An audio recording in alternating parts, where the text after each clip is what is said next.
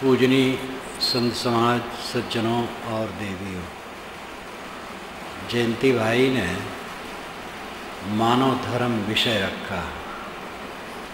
मानव धर्म इतना विशाल विषय है कि कुछ बाकी नहीं रह जाता है उसमें। मानव का परम धर्म क्या है?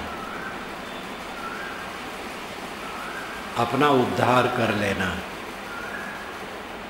और जीवन भर जितना बन सके दूसरे की सेवा करना।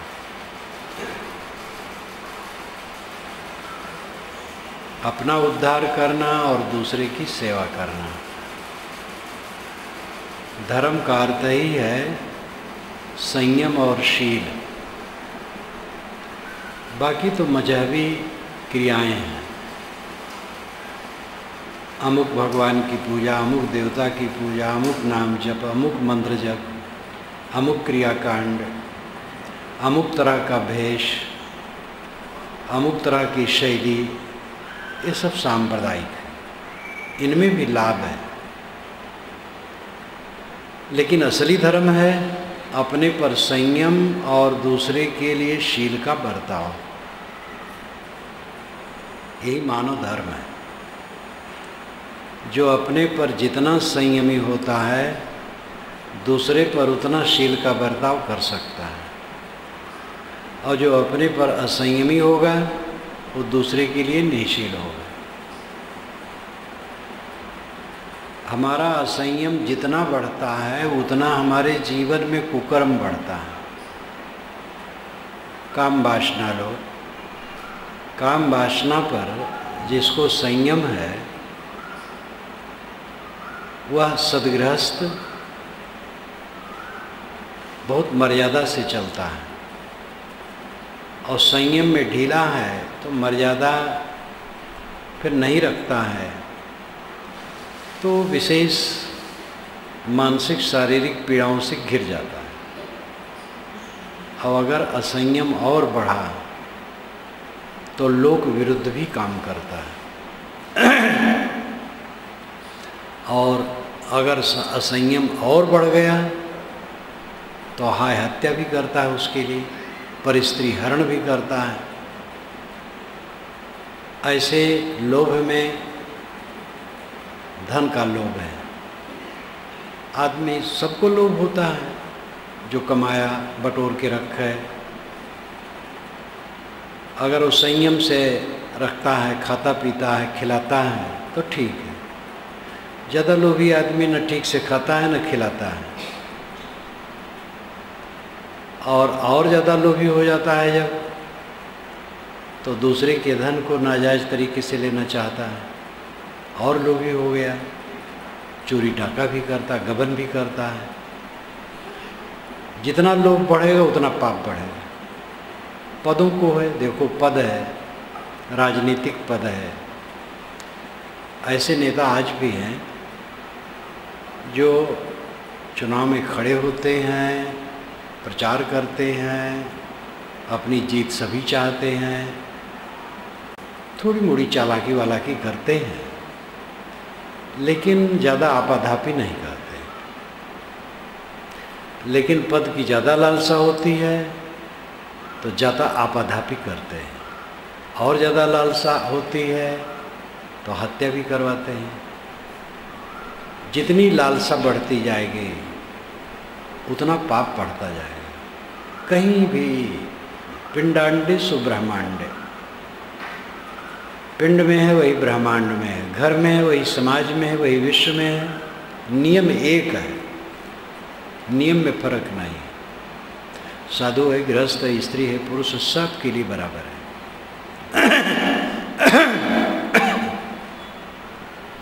हमारा असंयम जितना बढ़ेगा उतना हम निःशील होंगे। जितने संयमी होंगे उतने शीलवान होंगे।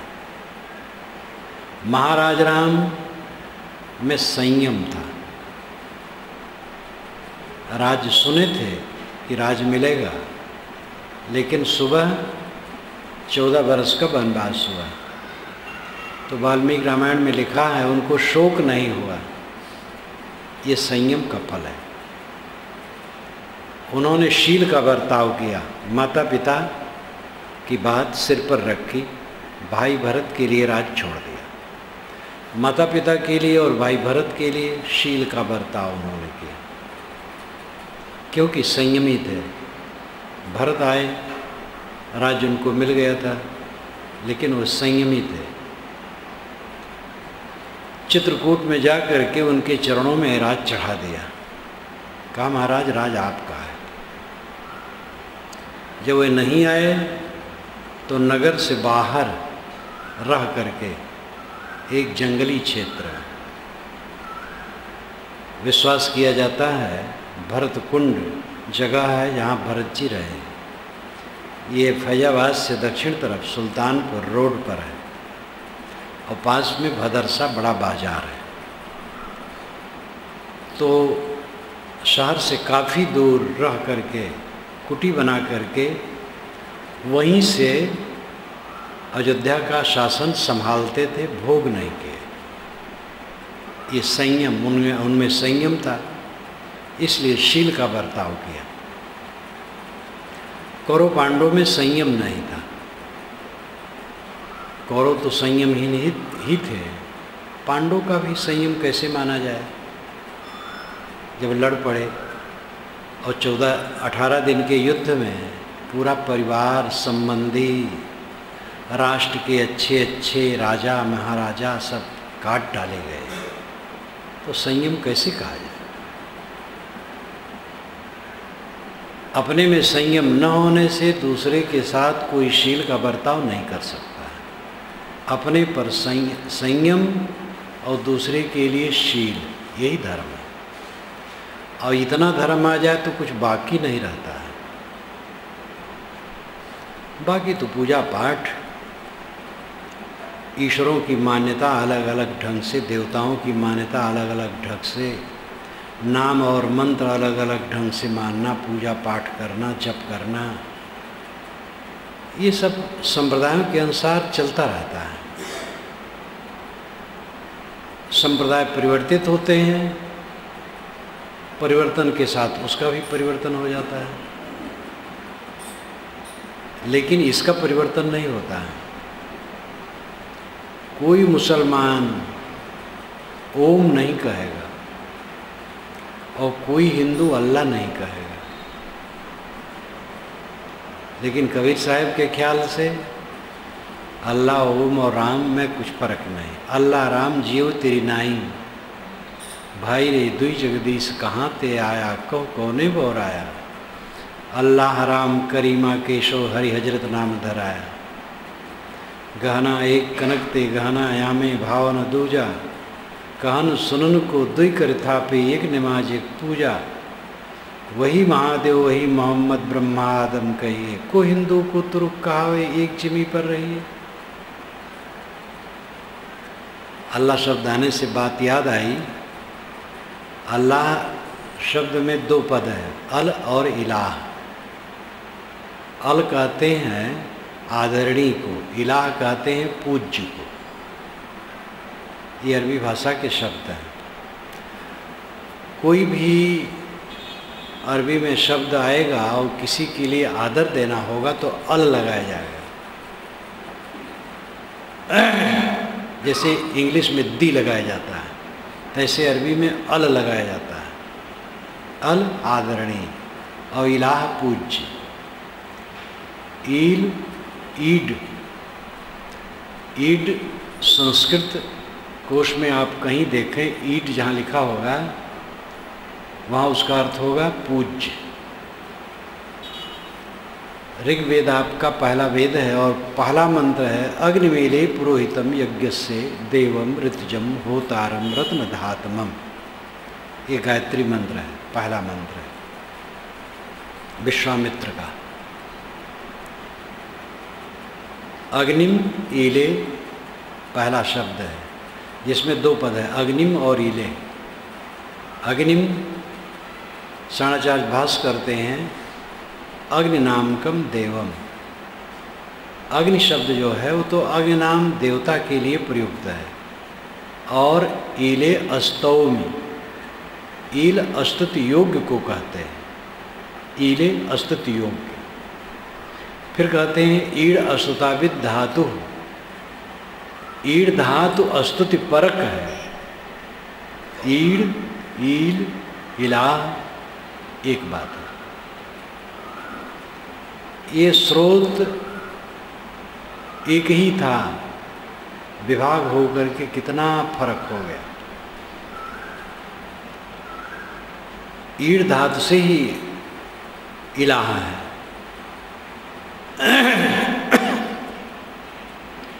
देवेश कृणतो दुआ ऋग्वेद में आता है। देवता के लिए हम दुआ करते हैं। दुआ अरबी भाषा का शब्द माना जाता है, लेकिन वेद में दुआ है। अरबी भाषा तो पीछे भी नहीं है। दुआ उच्चारण वैसे है और अर्थ वही है। दुआ करना, प्रार्थना करना, आशीर्वाद देना, बड़ाई करना, यही अरबी में अर्थ है और यही संस्कृत में अर्थ है, वेद में अर्थ है। और एक जगह दुआ नहीं, कई जगह दुआ आया है। घुटने टेक करके मुसलमान नमाज पढ़ते हैं, घुटने टेक करके वैदिक ऋषि प्रार्थना करते थे। ऋग्वेद में लिखा है कि सरस्वती नदी के तट पर जहाँ चांदी के समान जमीन चमकती है, बढ़िया जौ होता है। सरस्वती नदी के तट पर वशिष्ठ घुटने टेक करके प्रार्थना करते हैं। घुटने टेक करके प्रार्थना में बहुत विनय है। ये आसन बड़ा सुंदर है, घुटने टेक करके जिसे मुसलमान लोग बैठते हैं नमाज में, बहुत बढ़िया आसन है। विनय के लिए सबसे बढ़िया आसन है घुटने टेक करके प्रार्थना करना। आर्य लोग ऐसे करते थे, लेकिन आर्यों में ध्यान बढ़ गया, प्रार्थना घट गई।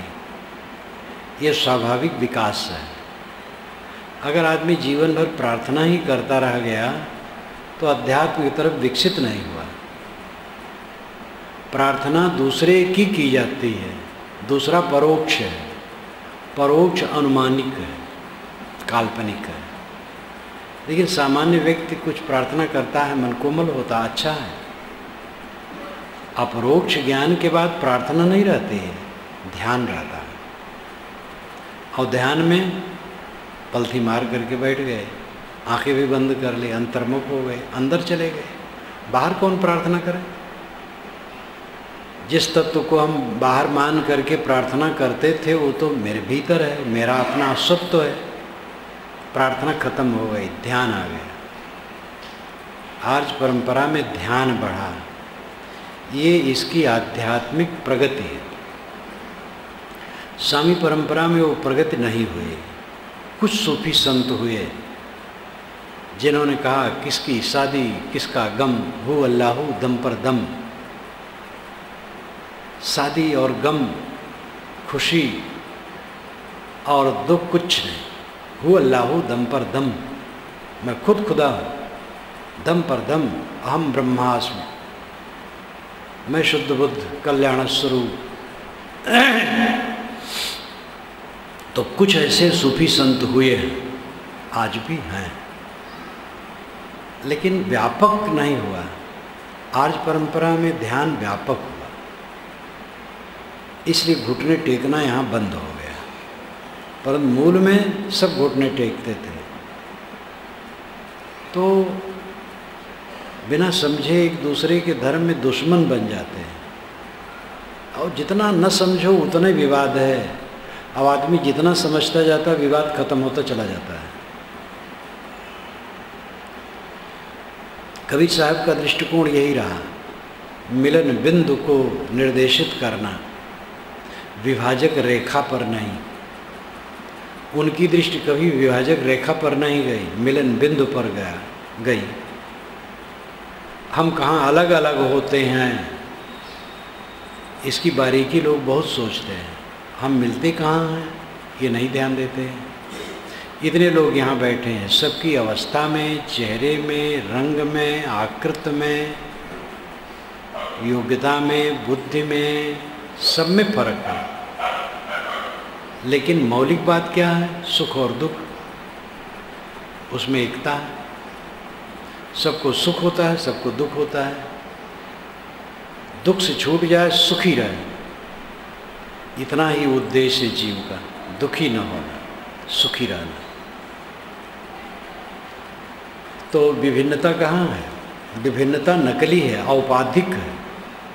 एकता वास्तविक है, पारमार्थिक है। औपाधिक का मतलब उपाधि संबंधी। उपाधि का अर्थ होता है संबंध, जोड़, नकली वेश। जो कुछ है सब नकली है, और जिसमें एकता हो जाती है वही असली है।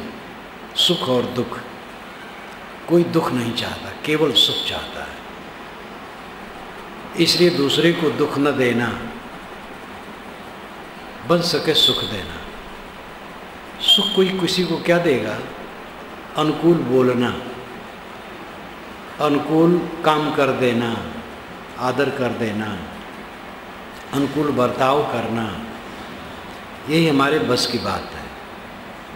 किसी का मन ठीक नहीं है तो हमारे अनुकूल बर्ताव करने से भी वो सुखी नहीं होगा। तो हम किसी को सुख देने में सक्षम तो नहीं हैं, लेकिन अपना बर्ताव अनुकूल करें, यही हमारा अधिकार है। दुख न देना, बन सके सुख देने की चेष्टा करना, और अपना स्वयं कभी दुखी न होना, ये मानव धर्म है।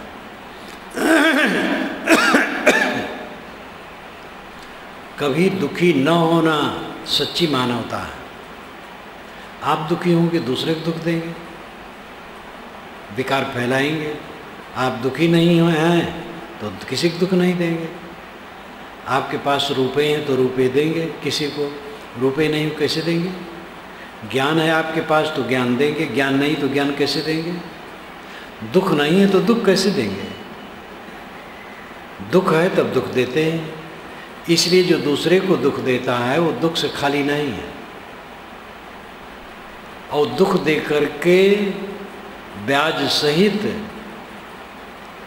उसके लौटने की स्थिति के लिए वो मानो तैयार होता है। धान का एक बीज खेत में पड़ता है और उसमें अगर पौधा हुआ और 3 शाखाएं निकली तो 3 बालियां होंगी, और एक बाली में जो बड़ी बड़ी बालियां होती हैं काफ़ी धान होते हैं। गेहूं है, धान है, कोई भी चीज़ है। बीज से उत्पादन बहुत ज़्यादा होता है। पाप और पुण्य हम जो कुछ करते हैं उसका परिणाम बढ़ता है।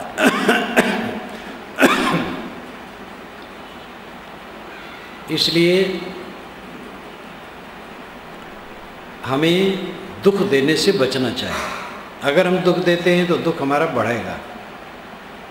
दुख देते हैं, दुखी है इसलिए दुख देते हैं। सुखी आदमी कब दुख देगा? जो सब समय सुखी है, कहाँ से दुख ला करके देगा? हमारी मानवता है दुखी न होना। दुखी न होना बहुत सरल है। अहंकार कामना को छोड़ दें, दुखी न हो। लेकिन अहंकार कामना छोड़ना सबसे कठिन है, क्योंकि इसमें हम चिपके बहुत हैं। फिर सरल कैसे है? समझ जाए तो अहंकार कामना मिथ्या भ्रम है। मिथ्या भ्रम हमारी सारी समस्या का जनक है। समस्या नाम की कोई चीज़ नहीं, घटनाएं हैं। कोई अनुकूल आदमी मर गया, व्यापार में घाटा हो गया, शरीर में रोग लग गया, अपमान हो गया, तो ये सब घटनाएं हैं। समस्या इसमें क्या है? कुछ समस्या नहीं। ये बारंबार चारों तरफ संसार में आता है, कौन रोक सकता है? जो समस्या है उसमें धीरज धर करके उसको सहने की चेष्टा करनी चाहिए, और निर्विकार भाव से अपनी स्थिति को संभालना चाहिए। घाटा हो गया है, फिर मुनाफा हो जाएगा। घाटा हो जाने पर आदमी भूखों नहीं मरता है, और मुनाफा बढ़ जाने पर आदमी 4-4 कुंतल नहीं खाता है। घाटा मुनाफा आते जाते रहते हैं, सूखा दाहा आता जाता रहता है। मृत्यु जिसकी निश्चित है आएगी, मरेगा आदमी, अपना ही शरीर मरने वाला है। मृत्यु हो गई, जो जीवित हैं उनकी सेवा करो। अंदर से विवेक बलवान नहीं रहता है तो आदमी हरदम पिचिर पिचिर करता रहता है, हरदम पीड़ित पीड़ित पीड़ित पीड़ित, तनिक तनिक बात को लेकर पीड़ित होता रहता है।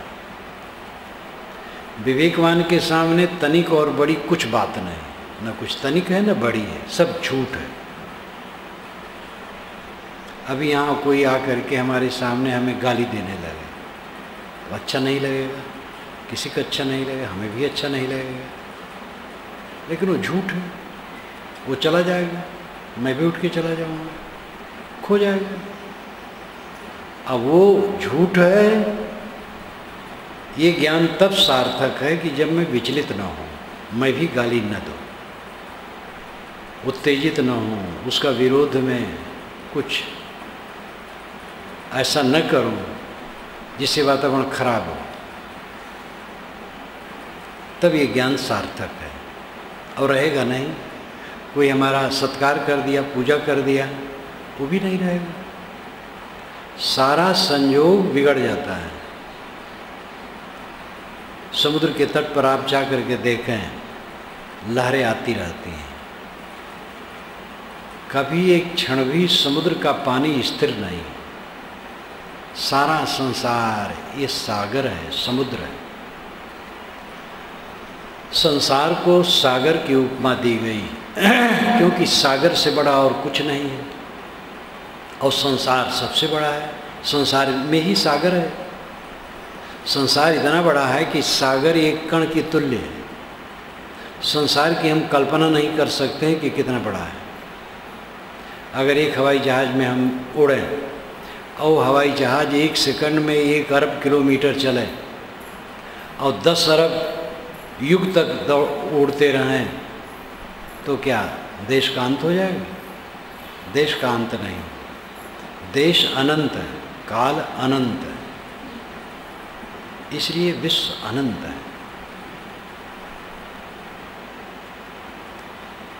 उसमें सागर का कोई मूल्य नहीं, लेकिन पृथ्वी में सागर ही सबसे बड़ा है कार्य रूप में। तो उदाहरण किसका दिया जाए? इसलिए कहा जाता है संसार सागर। नहीं तो संसार इतना बड़ा है कि सागर में उसमें एक कण की तरह है।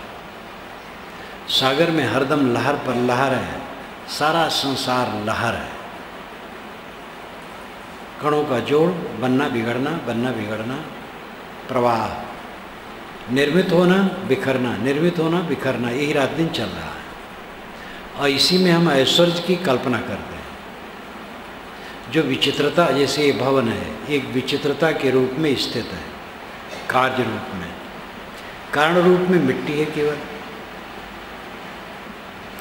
विवेकी पुरुष सब समय इसको मिट्टी देखते हैं, कार्य लेते हैं, उस काम में लेते हैं। चावल मिट्टी है, रोटी मिट्टी है, सब्जी मिट्टी है, लेकिन चावल, सब्जी, रोटी का अपना गुण है और उसका अलग उपयोग है। सामान्य मिट्टी से उपयोग नहीं हो सकता है, लेकिन अंत में मिट्टी है। इस तथ्य को विवेकवान हर समय समझते हैं। विवेकवान कोई बेवकूफ़ नहीं हो जाते हैं कि उल्टा पलटा व्यवहार करने लगे। 1000 रुपये का एक नोट है और उसके साथ एक ईंट है, तो ईंट का वजन बहुत ज़्यादा है और 1000 रुपये के नोट का वजन बहुत कम है। लेकिन किसी दुकान पर आप 1000 रुपये का नोट दे करके बहुत सौदा ला सकते हैं, और एक ईंट दे करके एक तो दुकानदार खदेड़ेगा, ईंट लाए रुपये लाए। अब अगर वो ले ले भी ईंट, तो ईंट का कितना दाम देगा? वो थोड़ा सा कुछ सौदा दे देगा। आजकल ईंट भी शायद एक ईंट 2 रुपये को, तो 2 रुपये का सौदा दे देगा। तो कार्य की विलक्षणता है, उसका उपयोग है, वो विवेकवान भी समझते हैं। लेकिन अंत को देखता है वो विवेकवान है। वेदांत का प्रयोग जो किया जाता है, वेदांत, तो वेदांत का रूढ़ अर्थ है वेद के आखिरत में जो स्थित है वो। और वेद एक ढंग से है पुस्तकें, ऋग्वेद, यजुर्वेद, सामवेद, अथर्ववेद। और वेद का अर्थ है ज्ञान। ज्ञान का जो आखिर है वो वेदांत है। चूड़ांत, चूड़ा सिर की चोटी को कहते हैं, आखिर को कहते हैं। वेदांत, वेद का अंत, ज्ञान का अंत। ज्ञान का अंत कहाँ है? जो सबको जानता है और जान करके रीझता खींचता है, वही वेदांत है। कौन जानता है, कौन रीझता खींचता है? दुख और सुख का आघात प्रतिघात किसके ऊपर पड़ता है? सारी संवेदनाओं का दृष्टा कौन है? आप है, आत्मा। आत्मा ही वेदांत है, वेद का अंत है। वैसे लौकिक रूप में भी वेदों को पढ़ो तो देवी देवताओं की प्रार्थनाएं हैं। देवी तो कम है, देवता ज़्यादा है। उनकी प्रार्थनाएं, खूब प्रार्थना है। प्रार्थना करते करते वो थक गए, तब वह ध्यान और चिंतन और अपनी तरफ लौटे। उसी का फल है जो उपनिषद ज्ञान उदय हुआ। उपनिषद केवल एक उपनिषद है जो वेद से जुड़ा है, वेद का भाग है, ईश उपनिषद, इसलिए उसको पहले भी रखा जाता है। शुक्ल यजुर्वेद का 40वां अध्याय, कुल 18 मंत्र हैं, बड़े महत्वपूर्ण हैं। और बाकी जितनी उपनिषदें हैं इससे भी महत्वपूर्ण कठ उपनिषद, जिसमें बड़ा विस्तार है, बड़े बड़े महत्वपूर्ण उपनिषद हैं। वह सब आरण्यक के हैं और ब्राह्मण के हैं। ब्राह्मण ग्रंथ जिसमें कर्मकांड का विस्तार है, जैसे शतपथ ब्राह्मण 100 अध्यायों का है, ये याज्ञवल्क्य की रचना मानी जाती है। और अंतिम हिस्सा बृहदारण्यक उपनिषद है। तो ब्राह्मण और आरण्यक ग्रंथों से कुछ अंश जो आध्यात्मिक है वही छांट करके उपनिषद का संपादन है। उपनिषदों में भी कर्मकांड के अंश आ गए हैं, लेकिन उनका आध्यात्मिक और याज्ञिक अर्थ किया गया है और आदिदैविक अर्थ भी किया गया है। अपरोक्ष ब्रह्म के लिए उसमें बीच बीच में हीरे मोती जैसे वचन है, और उसी से उसका महत्व है। सारे उपनिषदों को पढ़ करके कोई बोध नहीं पा सकता। जिसकी पारखी दृष्टि होगी वही छांट पाएगा। स्वामी शंकराचार्य ने उपनिषद के भाष्य में लिखा है, जिसको मैंने अपने उपनिषद सौरभ की भूमिका में उद्धृत किया है, उनका मूल और हिंदी में अनुवाद कर दिया है, कि श्रुतियों के सैकड़ों वचन परस्पर विरुद्ध हैं। ये वाक्य कितना जोरदार है। श्रुतियों के सैकड़ों वचन परस्पर विरुद्ध हैं और उनके भाष्यकार आचार्यगण के विचारों में और आचारों में फर्क है। वे मेधावी हैं, सूक्ष्म बुद्धि रखने वाले हैं, प्रवीण हैं, लेकिन उनके आचार और विचार में फर्क है। इसलिए सामान्य व्यक्ति श्रुतियों से सही अर्थ निकाल करके, संगत बैठा करके सही ज्ञान प्राप्त करे, बड़ा मुश्किल है। मैं अपनी शक्ति और बुद्धि के अनुसार परिश्रम करूँगा। बड़ी कोमलता से उन्होंने कहा। ये दोनों वाक्य, दोनों शब्द उन्होंने कहा है, शक्ति और बुद्धि। मैं अपनी शक्ति और बुद्धि के अनुसार ये काम करूँगा। तो उपनिषदों को ऐसे पढ़ करके सबको बोध नहीं होगा। जिनकी दृष्टि पारखी है, परीक्षक है, वो अपरोक्ष बोध उसमें पाएगा। अपरोक्ष बोध ही वेदांत है, और यही कबीर साहब विचार है, अपरोक्ष बोध। आपने सुना होगा, पानी में मीन पियासी मुझे सुन सुन आवत हाँसी, आत्मज्ञान बिना नर भटके, कोई मथुरा कोई काशी, धोबिया जल बिच मरत पियासा, कस्तूरी कुंडल बसे मृग ढूढ़े बनमाही, तैसे घट घट राम है दुनिया जानत नाही, हृदय बसे ते राम न जाना, दिल माँ खोज दिलही माँ खोजो ये करीमा रामा, हमन है इश्क मस्ताने हमन दुनिया से यारी क्या, रहें आज़ाद इस जग में, हमन है इश्क मस्ताने हमन को होशियारी क्या, रहें आज़ाद इस जग में हमन दुनिया से यारी क्या।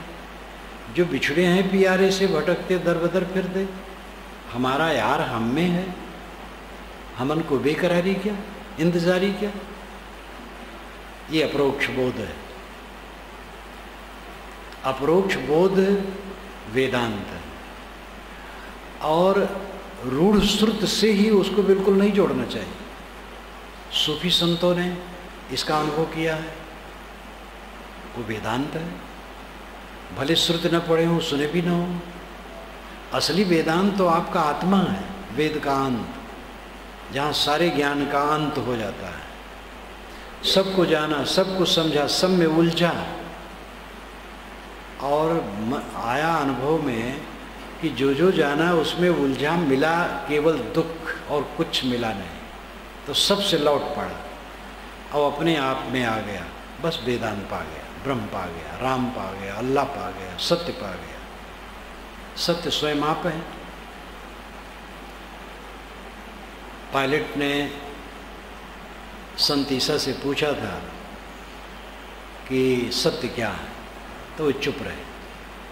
दूसरे समय उन्होंने कहा था स्वयं ही सत्य है। गोस्वामी जी सगुण उपासक है। कोई भी जब आगंतुक आता है श्री राम के पास, तो उसको है उनके सौंदर्य में मोहाते हैं। विभीषण आया है जब समुद्र तट पर श्री राम दल में मिलने के लिए, तो राम की सूरत देख करके वो मगन हो गया। गोस्वामी जी श्री राम के हाथ पैर गाल आँख नाक कान सब खूब वर्णन किए, खूब महिमा, खूब महिमा। लेकिन जब खाटी की बात कहा उन्होंने, एकदम सत्य यथार्थ, तब कहा देखी सुनी गुनी मन माही, मोह मूल परमार्थ नाही। जो देखोगे सुनोगे मन में सोचोगे, मोह का कारण बनेगा, परमार्थ उसमें नहीं। गो गोचर जहाँ लग मन जाई, सो सब माया जान्यो भाई। गो इंद्रियां, गोचर विषय, जहाँ तक मन जाए सब माया है। तो जो निर्मित वस्तु है, कुछ समय के लिए कोई पवित्र वस्तु है, वो हमारे ध्यान का आधार बन सकती है, लेकिन वो ध्यान भी अंतिम ध्यान नहीं होगा। गुरु का चित्र है, वैरागवान का चित्र है, वीतराग विषयमो अचित्तम। पतंजलि महाराज ने योग दर्शन में कहा वीतराग विषयमो अचित्तम, वह अथवा अनेक साधन बताते हैं, तो एक साधन ये भी बताते हैं, अथवा वीत राग को चित्त का विषय बनाना भी एक साधन है। वीत राग विषयम व चित्तम, व अथवा एक साधन ये भी सुन लो, वीत राग विषयम चित्तम, अपने चित्त का विषय वीतराग को बनाओ। अपने चित्त को ठहराने के लिए किसी वैराग्यवान का रूप सामने रखो। सीधी बात है, वैराग्यवान का ध्यान करो। कोई नहीं वैराग्यवान है, लेकिन उसमें आरोपण है कि वो परमात्मा है, तो उसमें भी ध्यान करने से मन में स्वच्छता आएगी। महाराज राम वैरागवान नहीं, वो एक गृहस्थ के रूप में, श्री कृष्ण महाराज भी, लेकिन उनके प्रतिकल्पना भगवान की है। तो उनका ध्यान करने से भी मन में सात्विकता आएगी, कुछ शांति आएगी। तो किसी आधार को लेकर के मन ठहराना आरंभिक रूप में तो ठीक है, लेकिन अंतिम वो नहीं है। कबीर साहब ने कहा है, साहेब साहेब सब कहे मोहि अदेसा, और साहेब से परिचय नहीं बैठोगे के ठौर। साहेब स्वामी परमात्मा अल्लाह खुदा गाड देवता सब कहते हैं, पर पारमार्थिक शब्द बहुत सब कहते हैं, लेकिन ये शब्द तो है। साहेब साहेब सब कहें मोहि अदेसा, और साहेब से परिचय नहीं। एक पद होता है, एक पदार्थ होता है। घट ये पद है, घा और टा दो मिलकर के ये पद है, शब्द है। और पदार्थ क्या है? कंबु, ग्रीवादिमान एक वस्तु जो जमीन पर रखी है, जिसमें कंबु है और ग्रीवा है। कंबु पेट है, ग्रीवा उसका गला है, वो घट है, वो पदार्थ है। घट घट घट कहने से घट उपस्थित नहीं होगा। घट अलग है और घट पदार्थ यानी घट पदार्थ अलग है और घट पद अलग है और घट ज्ञान अलग है। घट का ज्ञान हमारे दिमाग में, उसका नक्शा है दिमाग में, घट का आकार। और घट पद है, वो भी मस्तिष्क में है, या किताब में भी है, घट लिखा है। लेकिन घट पदार्थ जमीन पर कहीं रखा होगा। ऐसे ब्रह्म, अल्लाह, राम, खुदा कुछ कहो, ये पद है, पदार्थ नहीं। पदार्थ कहाँ है? आप स्वयं। लेकिन जो भेदवादी हैं इस विचार को पसंद नहीं करते। मेरा कार्यक्रम अभी ठंडी में अयोध्या से उत्तर रहा, कई कार्यक्रम रहे। एक गांव में एक पंडित जी आए, बूढ़े, शायद वो रामानंदी थे, और खोजते रहे मुझे। कई जगह संत रहे, इधर गए उधर गए, आए। मैं घूम रहा था, ठंडी टाइम था, बरामदे में धूप ले रहा। आए, मिले, दंड प्रणाम हुआ। महाराज आपको सुना आया, मैं सुनना चाहता हूँ ज्ञान। मैंने कहा दूसरे टाइम होगा। कहे महाराज कुछ लोग कहते हैं हम ही हैं। तो मैंने कहा देखिए, दो विचार है। कुछ लोग कहते हैं परमात्मा हमसे अलग है, और कुछ लोग कहते हैं परमात्मा आत्मा है। तो ये विचार दोनों रहेंगे। आपको जिसमें विश्वास हो उस तरह से साधना कीजिए। परमात्मा अलग है, ये कल्पना है, और परमात्मा आत्मा ही है, ये अनुभव है।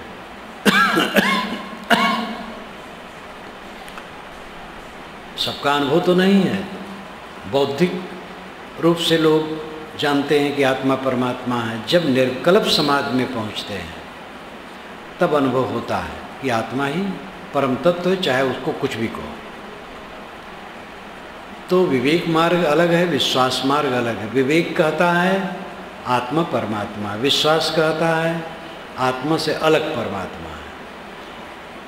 फिर मैंने कहा कि रामानुज और रामानंद, ये दोनों संप्रदाय में आपस में कटाकटी रहती है। अयोध्या में जाके देख लो, अयोध्यावासी तो है ही, वो जानते हैं।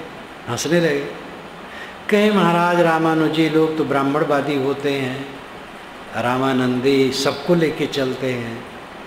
हम कहे लेकिन फर्क हुआ ना, तो संसार का स्वभाव है। कोई कहता है मैं ही ब्रह्म हूँ, आपको परेशानी क्या है? आप अलग ब्रह्म मानिए, उसका आनंद लीजिए। वे लोग तर्क करते हैं मैं ही शकर हूँ, तो शकर का मिठास कौन ले? शकर अलग है, मैं मिठास लूँगा। ब्रह्म अलग है, मैं मिठास लूँगा। लेकिन भाई ब्रह्म अलग है तो आप ब्रह्म कैसे होंगे? आप आनंद रूप नहीं हैं तो आनंद कैसे मिलेगा? कहते हैं प्रकृति सत है और जीव सत चित है और ब्रह्म सच्चिदानंद है। प्रकृति में सत है, चित नहीं है, और आनंद भी नहीं है। सत तो है, जीव सत भी है और चित भी है, लेकिन आनंद उसके पास नहीं है। ब्रह्म में सच्चिदानंद सत भी है, चित भी है और आनंद भी है। बहुत बढ़िया, ये तो आपकी थ्योरी है। वो ब्रह्म है कहाँ? उससे मुलाकात कराओ। मुझे याद आई, मेरा कार्यक्रम छत्तीसगढ़ के जंगली क्षेत्र में था, भीड़ खूब थी और बहुत लोग भावना वाले थे। प्रवचन में जाने वाला था एक बूढ़ा, जिसके साथ 5-7 लोग थे। 2 मंत्र वेद के लिख करके लाए थे। कहा महाराज, इसको मैं बड़े बड़े मंडलेश्वरों, प्रवक्ताओं, जगतगुरुओं के सामने पेश किया। वो बूढ़ा था, लेकिन कोई समाधान दिया नहीं, संतोष नहीं हुआ। आप इसको बताइए। तो पढ़ा मैं, तो पहले का अर्थ करने लगा कि महाराज इसका कोई जरूरी नहीं है। अगले वाला तो मैंने कहा अगले वाले में आपको शंका क्या है? तो उसमें था कि ब्रह्म के 4 पाद हैं, 3 पाद अमृत में स्थित हैं और 1 पाद में माया जगत प्रपंच है। तो महाराज जो जगत प्रपंच है तो सब दिखाई देता है, लेकिन 3 पाद ब्रह्म के जो अमृत में वो कहाँ है? तो मैंने कहा वो कागज में केवल है। तो हंसने लगा कि महाराज आज तक तो ऐसा कोई नहीं कहा। गोल गोल कर दिया, कुछ समझ में नहीं आता था। हमने कहा वो महिमा में है, वो कागज में।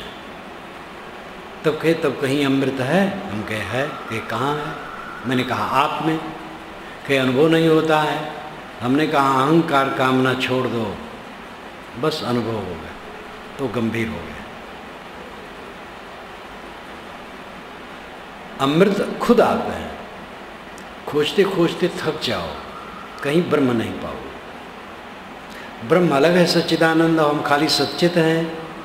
तो मिलेगा तो आनंद थोड़ा आ जाएगा और फिर चला जाएगा, बस आनंद खत्म हो जाएगा। वो लोग प्रमाण देते हैं कि लोहा आग में डाल दो तो एकदम आग के समान हो जाता है। ऐसे जब ब्रह्म की उपासना जीव करता है, उसमें ऐक्य कर लेता है। एक नहीं है, ऐक्य करना है।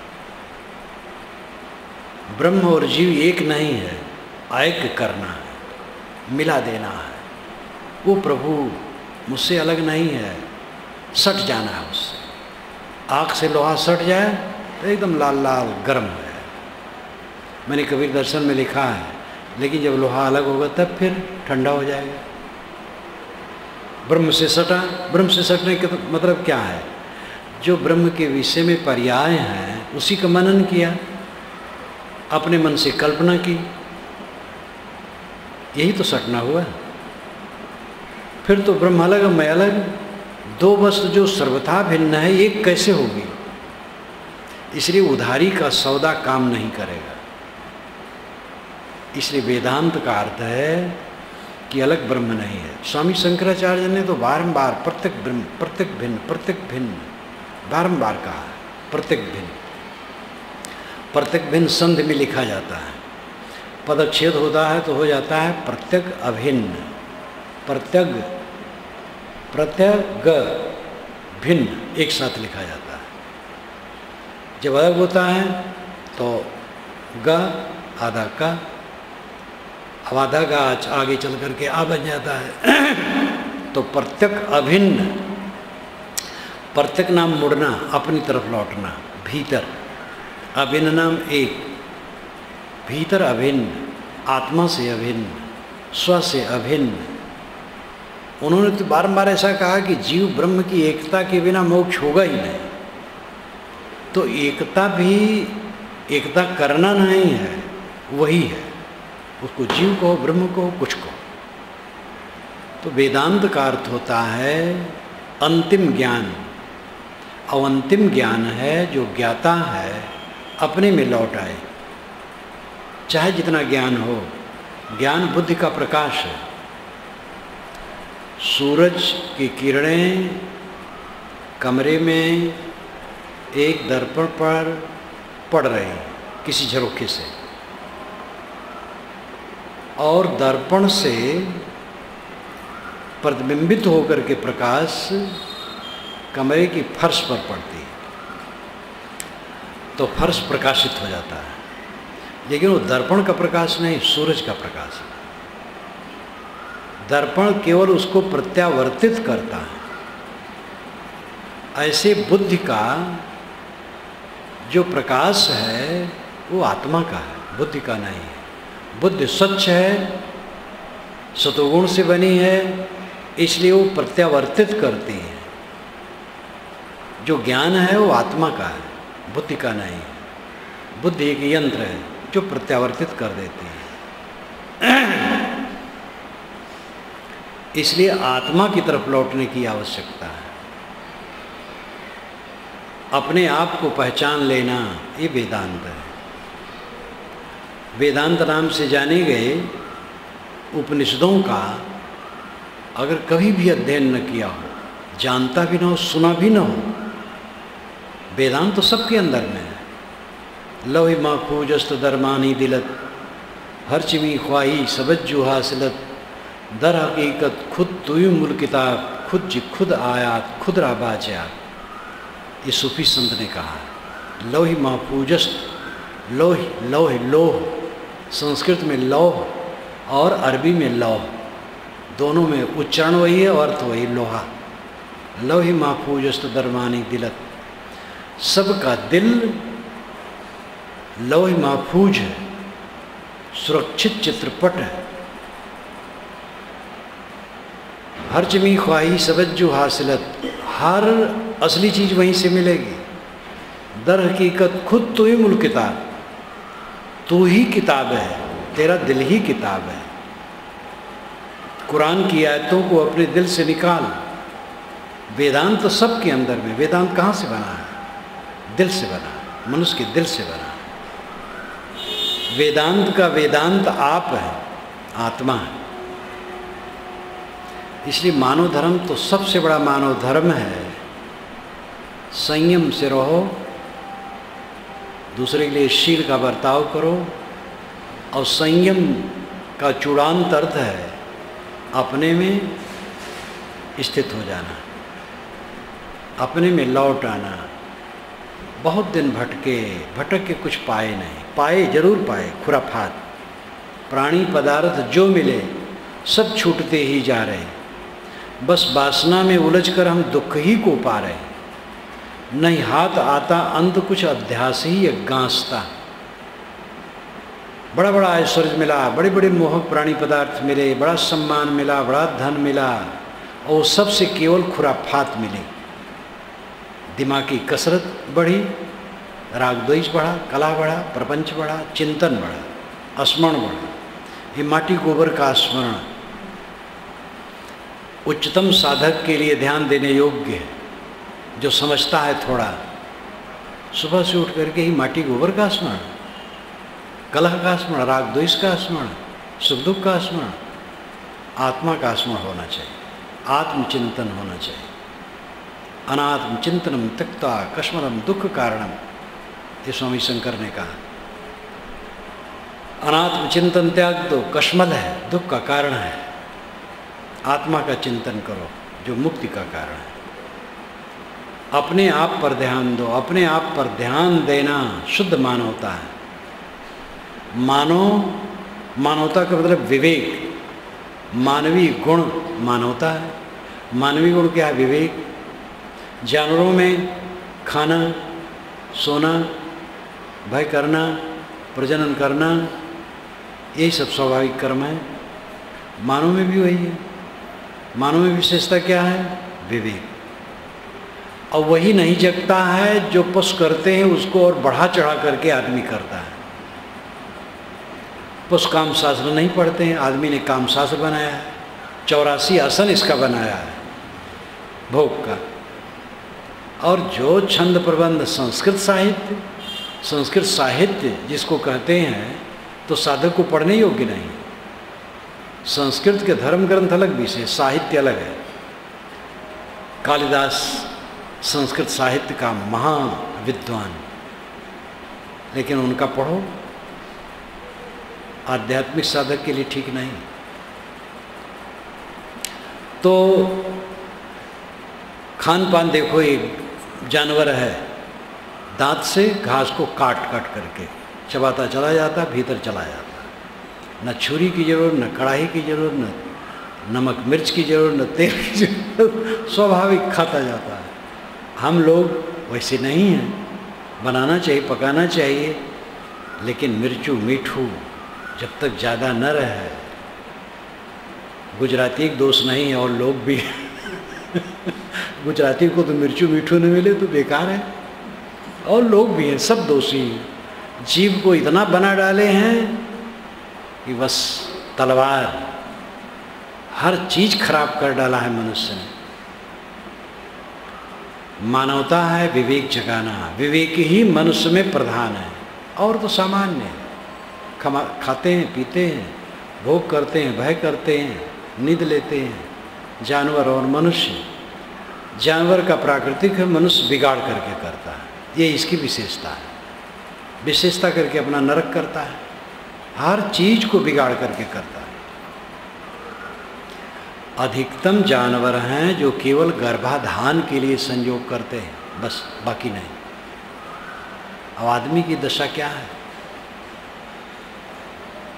प्राकृतिक ढंग से देखा जाए तो केवल संतान के लिए ही नर नारी का संबंध, बाकी नहीं। साधना में रहो।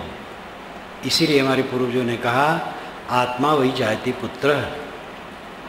आत्मा स्वयं पुत्र के रूप में आ गया। आपका बच्चा हो गया तो आप खुद पुत्र के रूप में आ गए, पत्नी तो माँ बन गई। ब्रह्मचारी बनो, बड़ा कड़ा आदेश। लेकिन आदमी इतना भटका है, तो आदमी की आदमियत मानव धर्म है, विवेक जगाना, इतना मजबूत हो जाना अंदर, कोई घात प्रतिघात हमारे ऊपर कुछ न कर सके। सुख दुख झूठे, उपलब्धियां सारी झूठी हैं। जो कुछ सामने आता है भाग करके चला जाता, कुछ रहता नहीं। जिसमें बुजुर्ग हैं, बैठे हैं, वे ध्यान दें। 70 वर्ष के पूर्व जो कुछ था कहाँ है? 60 वर्ष के, 50, 40, 30 वर्ष के पूर्व जो सम्मान अपमान उपाय थे, आज कहाँ है? कुछ रहता नहीं, सब भाग जाता है। आप अपने पर ध्यान दें, हम अपने पर ध्यान दें। आत्मा ही वेदांत है। अंतिम ज्ञान आत्मज्ञान है। जहाँ से ज्ञान उदय होता है वहीं ठहर जाना, और जहाँ से शाखा बढ़ती है उसको तोड़ देना। बाहर शाखा बढ़ती है मन द्वारा, बस मन को तोड़ दो, बाहर शाखा न बढ़ाओ। अंधत्वम, मूकत्वम, पंगुत्वम, अंधे बन जाओ, पगले बन जाओ, मुँह और गूंगे बन जाओ, बहरे बन जाओ। इसका अर्थ यही है कि दुनिया की झड़प सह और चित्त को मारो, अपने में लौटो, परमानंद चाहो, परम सुख चाहो। अभी देखो जो गुरु वंदना की गई है, एक एक शब्द अमृत है।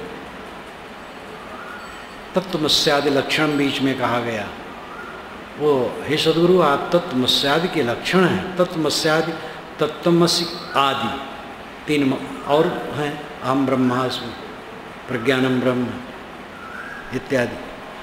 तो उसका लक्षण क्या है? अपने में लौट आना, स्वयं परम सच है। और स्वयं का विवेक नहीं होगा, उपासना बाहरी लगा है, अच्छा है, कुछ नहीं करता है उससे तो अच्छा ही है, लेकिन उसको भी आगे ध्यान देना चाहिए। गोस्वामी जी मैंने कहा कि सगुण उपासक थे, लेकिन ये बात बीच बीच में कहे हैं। अनुराग जे निज रूप सो, विनय पत्रिका में कहते हैं, अनुराग जे निज रूप सो जगते विलक्षण देखिए, संतोषम शीतल सदा दम देह वंत न पेखिए, निर्मल निरामय एक रस्ते हर शोक न व्यापई, त्रैलोक पावन सो सदा जाकी दशा ऐसी भई। निज रूप से जिनको अनुराग है, अनुराग जे निज रूप सो जगते विलक्षण देखियो, जगत से विलक्षण रहता है। संतोषम शीतल सदा दम देह वंत न पेखई, वो सम संतोष शीतल देहाभिमानी नहीं होता है। निर्मल निरामय एक रस ते हर शोक न व्यापई, त्रैलोक पावन सो सदा, वो त्रैलोक पावन है। ऐसा पुरुष, ऐसा व्यक्ति, पुरुष का मतलब आत्मा, स्त्री पुरुष वाला पुरुष नहीं। स्त्री भी पुरुष है, पुरुष भी पुरुष है, आत्मा को पुरुष कहा जाता है। तो जो कोई जीवन मुक्त हो, जो कोई कृतार्थात्मा हो, जो कोई दुखी न होता हो, दुखी न होना जीवन मुक्ति का लक्षण है। वही परमानंद है, परम अचलम, परमानंदमय। वो परमानंद आपका स्वरूप है। उस परमानंद को खो करके उकेरा पर दाने बीनते हैं सम्राट हो करके। कौन समझाए? ये सरकार की दृष्टि लौटे जब अपने ऊपर। ये सब जीव सरकार हैं। जब वो गुरुवचन सुने, समझें, अपनी तरफ लौटें, अपने में आए, तब सच्चा मानव धर्म है। बस।